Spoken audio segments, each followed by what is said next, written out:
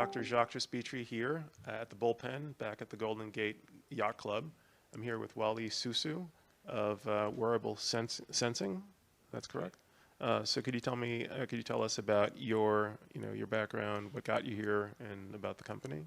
Sure. Thanks, Jacques. Thanks for the Bullpen for having us. So my background's in neuroscience. I did my PhD in brain-computer interfaces. I did that because I was interested in being able to access the brain and help people accelerate the rate of learning.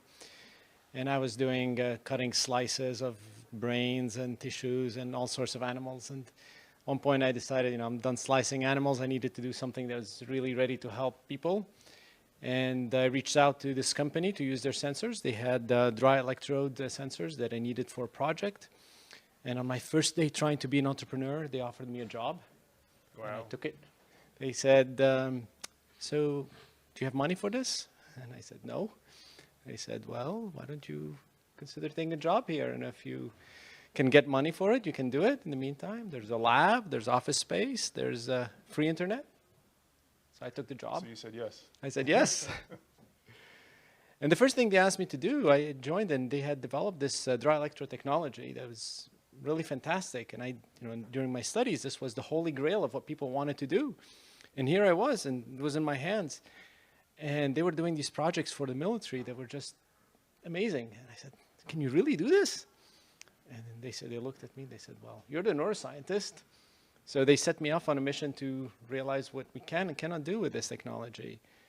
And I was amazed. It was a fantastic experience. I learned a whole lot by not having my own company, by riding on the shoulders of brilliant engineers and scientists that had developed this technology.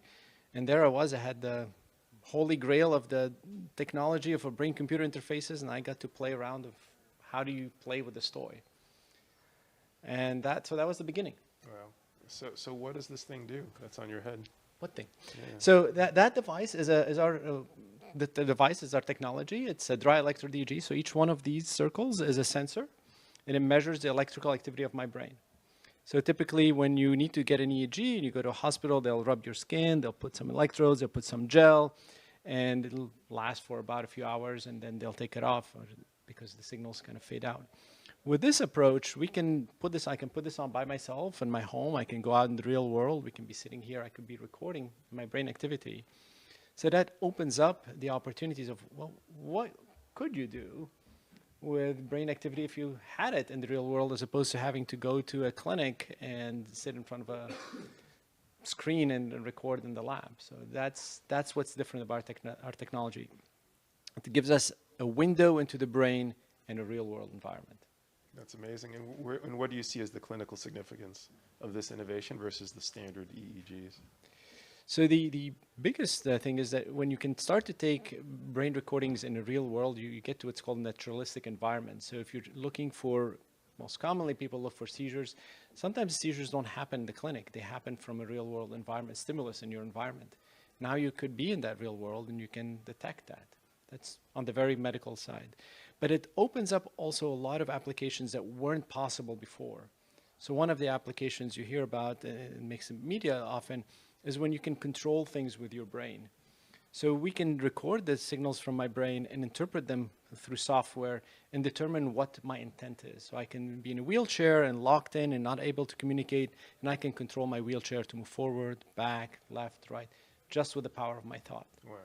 And this technology enables us to do this in the real world every day without having to put gel every morning and set it up. So it's just another example. So it can function like as a halter for your brain. So the way you use a halter monitor for your heart, you can now use this. Yes, I would take it a step further.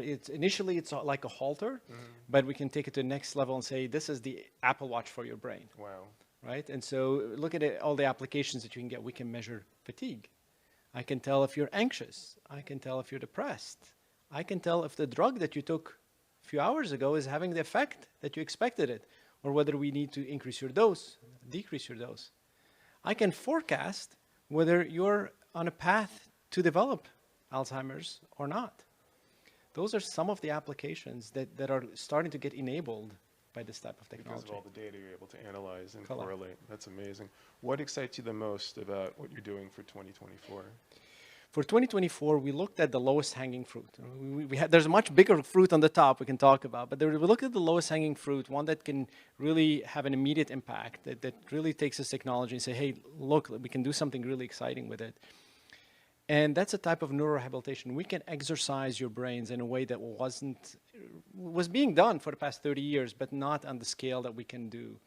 And I'd love to be able to open the opportunity for people to do that. We work out our bodies, we do meditation, we do also, but we don't really focus exercises on the network level. And we can enable that. I'd love to see that expanded and start to happen. Yeah, that's pretty amazing. And what can the Bullpen and the Bullpen community do to support your efforts? The Bullpen has been a fantastic resource to connect me to other fellow people. So there are some people in the Bullpen who could use our technology in their businesses. So that's been a great resource. And really the collegiality between people, just kind of interacting, has helped me realize some of the things that other colleagues, CEOs, have kind of resolved, whether it be on the regulatory side, we've had great conversations, whether it be on the commercialization or fundraising. Those are things that have been already helpful.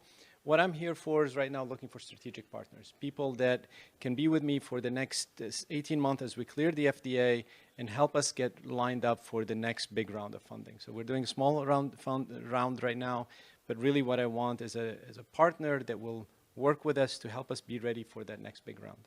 That's awesome. Well, if you want to learn more about Walid, Soussou, and wearable sensing, you can go to bullpen.ventures, and the link in the bio will be there.